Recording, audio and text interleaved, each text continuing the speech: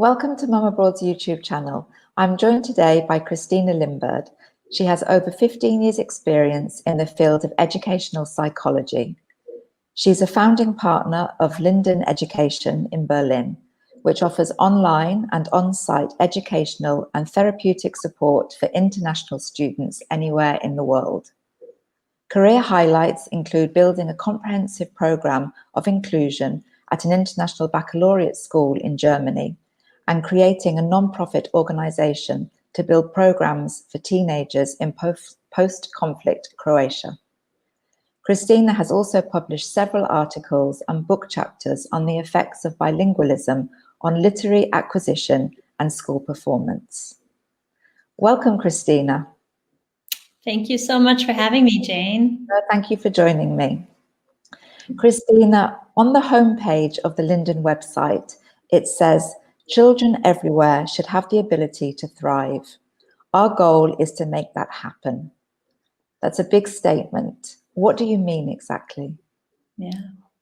So both my co-founder, Chineme Ukbor, and I worked as school counselors and school psychologists in international schools before founding Linden Global Learning Support. And what we discovered during our time there was that the children who were falling through the cracks, the children who weren't thriving, were simply those who just didn't have enough of the right kind of support on their sides. International schools are little islands unto themselves, and they can't always offer the broad range of help that a kid would really need to reach their fullest potential. And so we really believe that if a child isn't succeeding in school, or if they're not thriving, it's usually due to a lack of skills, a gap somehow, and it's not a lack of motivation. It's not that they're lazy. Children want to do well. Children are wired to want to learn, and they're wired to connect with others, and they want to please adults. And if they're not doing that, it's almost always because there's a skill missing, there's a gap, or there's something blocking them. And so what we like to do at Linden is try to figure out, what is that gap? What is that that's blocking them? It could be for international children that they've moved around so much they may have missed something along the way in their travels. It could be a linguistic gap due to the different languages they've learned along the way. It could be due to a learning disability or a developmental delay. So we try to pinpoint, well, very rarely is it just a pin. It's usually a multitude of factors. Try to figure out what is it that's missing, then pair the student with an amazing specialist who has the skills, the aptitude, and the understanding to kind of take that student by the hand and help them get to where they want to go. So we're just trying to bridge those gaps. And we know it takes a village to raise a child, right? But what do we do when our families that we work with, these international families, have left their villages? They left aunties and uncles and their pediatrician at home and the school system that they understand and the healthcare system that they grew up in. Well, what we try to do is sort of recreate that village for them, or at least be a resource so that when you're living abroad, you still have a village of support, so we can all work together to help children thrive. You work alongside a team of diverse, highly skilled professionals. How do you go about choosing team members, and how important is it to you to have a positive company culture?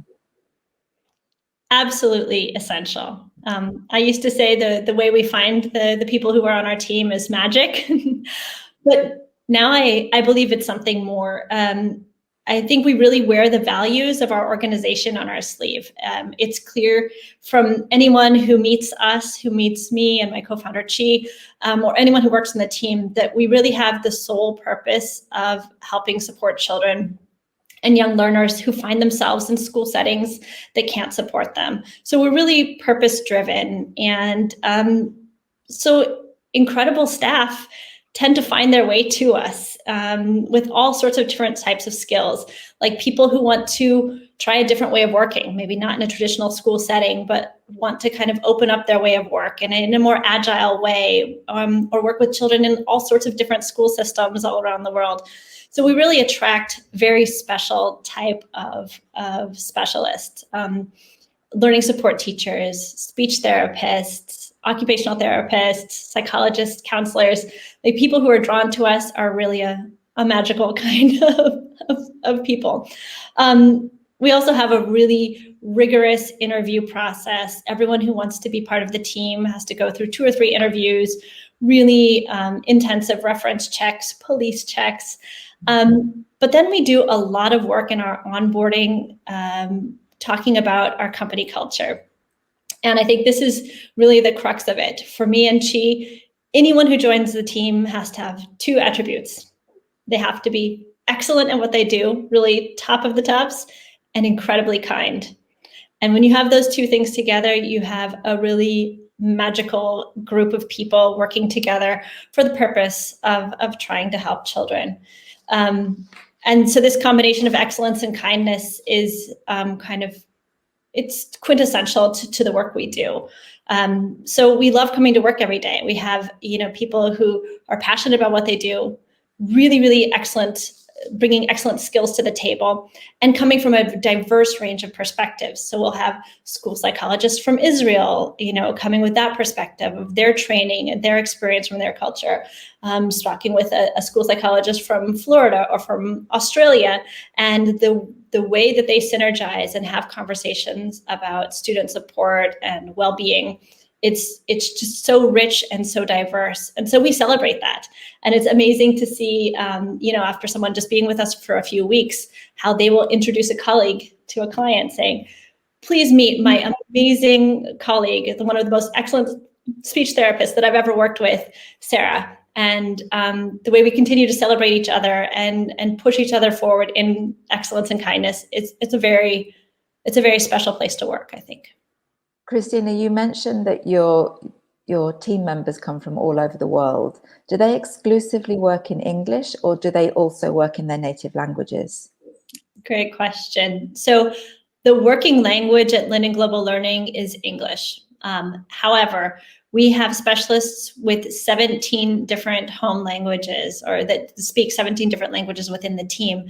And whenever possible, we'll match a specialist with students from the same background or home language or culture. And so, for example, once again, our educational psychologist from Israel, if we do have a Hebrew-speaking family, an Israeli family, we will match her with them to enrich in the process. She's bringing not only the linguistic understanding, but some cultural understanding too. And that can really help the families feel understood, feel at home, and feel that their home language and their home culture is reflected in the work we do. It's not always possible, but our goal is to have 50 different languages represented within the team. I think that can really help these international families and third culture kids feel reflected, seen, and respected in the work we do. Obviously, most students want to achieve academically, but their emotional well-being is also very important, as you mentioned earlier. How do you help students in a competitive environment to find the right balance? Mm-hmm. Well, we're seeing international schools place much more value on social and emotional learning than they have in the past. I think that emphasis has even been accentuated during the corona crisis, where mental health was seen in a different light than it had been before, as so many people around the world were struggling with isolation, with grief and loss. And I think schools, teachers, and parents see mental health as being absolutely critical in the development of children in a way that they haven't before. Of course, international schools are very progressive and have always had that as part of their curriculum, but I think it's becoming more and more important. In addition, the way technology has changed our lives, it's become very apparent that anyone can have access to information.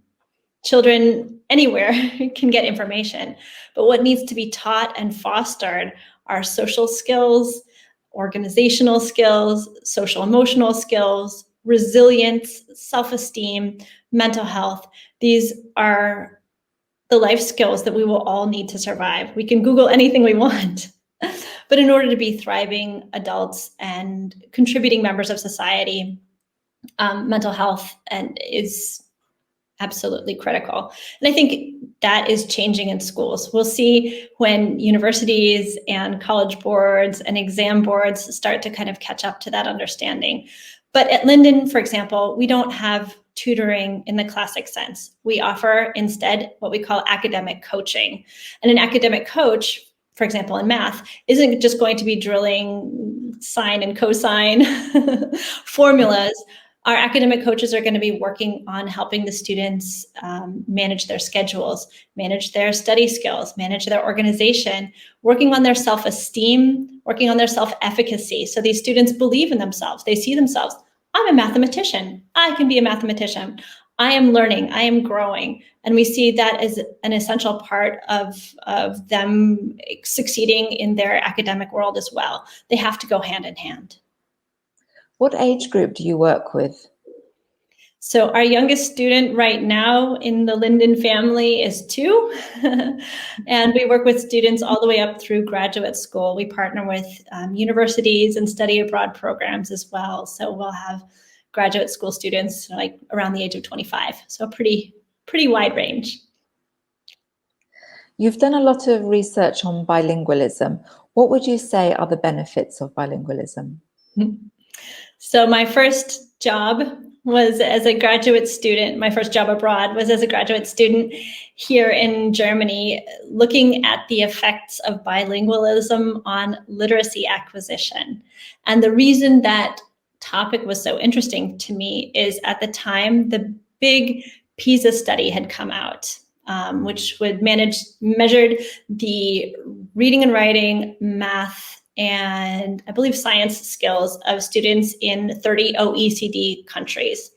And Germany had come out average, and Germany was not happy with coming out average, especially in literacy. They consider their school system to be quite excellent. And they started positing that that was possibly because there were so many immigrants who weren't speaking German at home, and it was kind of bringing things down. And the word on the street that was being discussed at that time in like 2002-ish was families should not be speaking their home languages at home, and everyone needed to just push German and kind of leave their second language off or leave their second language out.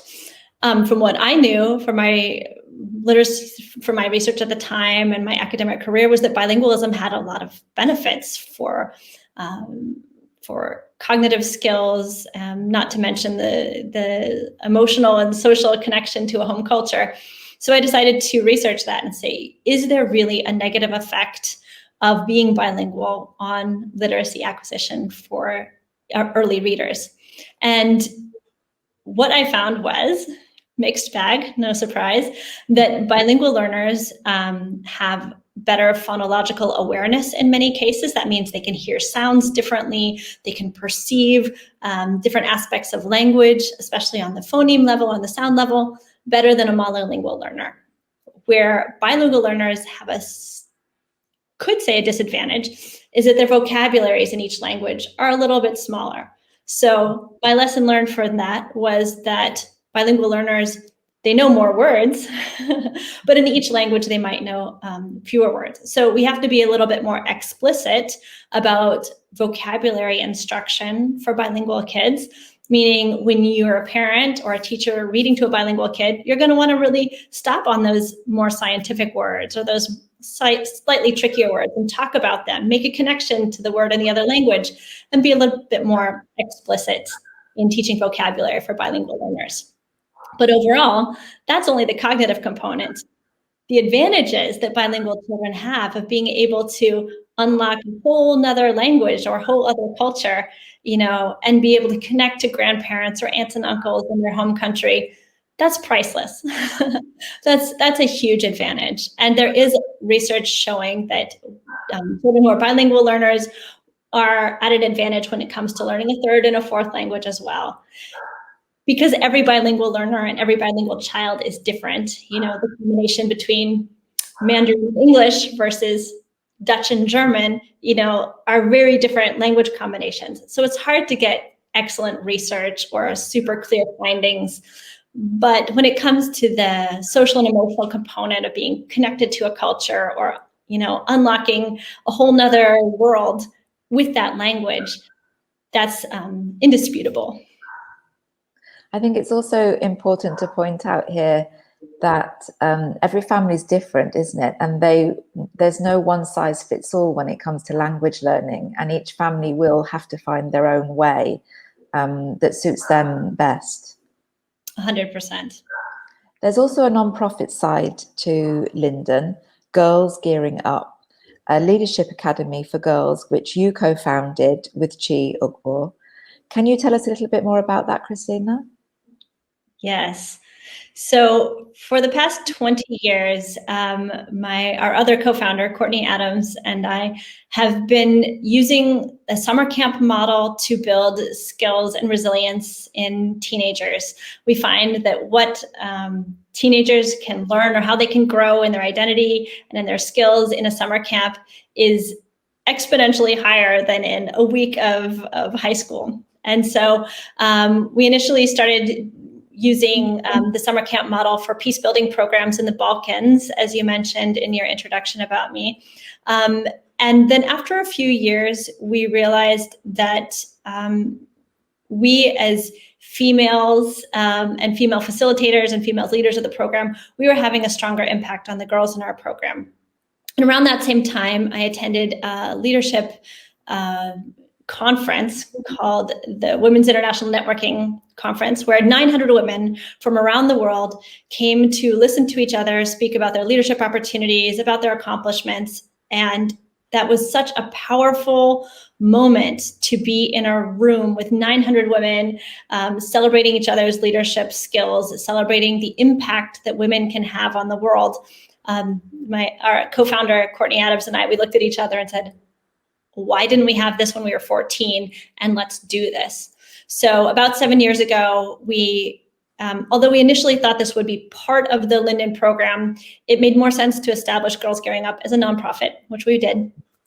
And since then, have been inviting about 30 girls from around the world for a week-long intensive leadership academy. The academy is based on 3 pillars: inspiring the girls, where they meet amazing women role models from a range of different fields, science to arts to journalists and politicians. Then equipping them with actual leadership skills. That means public speaking skills.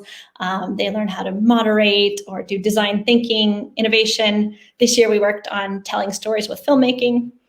And the third pillar is more my specialty, which is building self-confidence. So helping these girls be equipped, inspired, and confident to go out there and make a change in their communities. And we do that because women are underrepresented in every area of social, political, and corporate life in 2021. And we believe it's time to change that, and that the world could use a few more strong female voices to help us tackle some of these crises that are coming at us. And when you meet these girls, they have so much to say. They are so bright and so passionate about the things they want to see change in their futures and in their lives, and the contributions they want to make. It's incredibly inspiring work. So this year, our annual academy is usually in Berlin, but this year, due to COVID, we opened up 2 different sites, so people wouldn't be flying as far around the world. So we had a site in Berlin where about 20 girls came. Then we had an additional hub in Malawi and an additional hub in India. And we all ran parallel, did some of our sessions together and some of them separately. But it's a beautiful project that gives much more than it takes, and has a lot of potential to make a difference in the world. Sounds like an absolutely amazing experience, and obviously something that you're very passionate about. How do you find participants for this? We have a network of schools and nonprofit organizations around the world who often would nominate girls to join. But truly, many girls find us on Instagram or just on the internet because they're looking for an opportunity like this to make a change. We're the only international girls leadership academy in Europe that we know of, and we think there's a space for this. And our participants show us that there is. They're looking for something like this to make a difference. And we make it possible. We're a nonprofit organization. We make it possible for any girl who feels called to be there to be there. So we'll find sponsorships and donors to be able to pay their flights if necessary and get them to one of the hubs. What do you love about being your own boss, Christina? And what of your many achievements would you say that you're most proud of? I love being my own boss for so many reasons. It became clear to me when my first child was pretty young that working in a traditional kind of a work environment or an institution wasn't going to allow me to be the kind of mom that I wanted to be. So that's sort of what set off the idea. And luckily, I live in Germany with a very generous maternity leave sort of system, and I was able to take my maternity leave from having my second child to start a company. So I used that year to conceptualize with Chi what kind of organization did we want to work in? Like, what was our ideal work environment? A place where people are purpose-driven, where they're passionate, where people are happy to come to work, and you don't have that icky feeling on Sunday night, oh no, tomorrow's Monday morning, and sort of dream up our dream organization. And to be able to really bring that to life, to make that possible, is such a privilege. I love being able to take on the projects that I care about and set my schedule the way I want to. I got to spend 6 weeks at home with my parents this summer and be able to work anywhere I want to and take time off to go to a choir concert or a dentist appointment or whatever I need to for my kids. So I love the flexibility. I love being able to pick my own projects, and more than anything, I love being able to choose my own team. I adore the ability to be able to work with people who I highly respect, always hiring people into the team who are better than I am, people from whom I can learn, and people who bring, that kindness and excellence into my life. What I'm most proud of is when I look into kind of our master's schedule, I can open up our system and see how many children every day are getting help, how many children have an advocate with an amazing skill set who are trying to help them reach their potential. That's sometimes overwhelming, to see in one day, there's maybe 50 to 100 children who are getting support all around the world, and that we've just dreamed that up and made it possible is a big honor. So really proud of that. We did an incredible job managing COVID. There was a moment there where I wasn't sure we were going to survive, I think like many businesses, but we were able to pivot very quickly to moving all of our services online, including psychoeducational diagnostics, which wouldn't have been possible 5 years ago. But the technology has caught up. The research has caught up to allow us to be able to offer remote psychoeducational assessments. So I'm very proud of us for being able to be agile enough to make that difference. Also during COVID, we reached out to our team and said, listen, the community of Berlin, our international community is struggling. Who would be able to volunteer some hours to help families in need? And almost everyone donated hours. And so we were able to, give back to the community as well, offering some tutoring, some counseling support, parental help. And that was a really special moment. And the biggest thing in the recent months, is we've established a partnership with the International School Counseling Organization, which allows us to work with school counselors all around the world.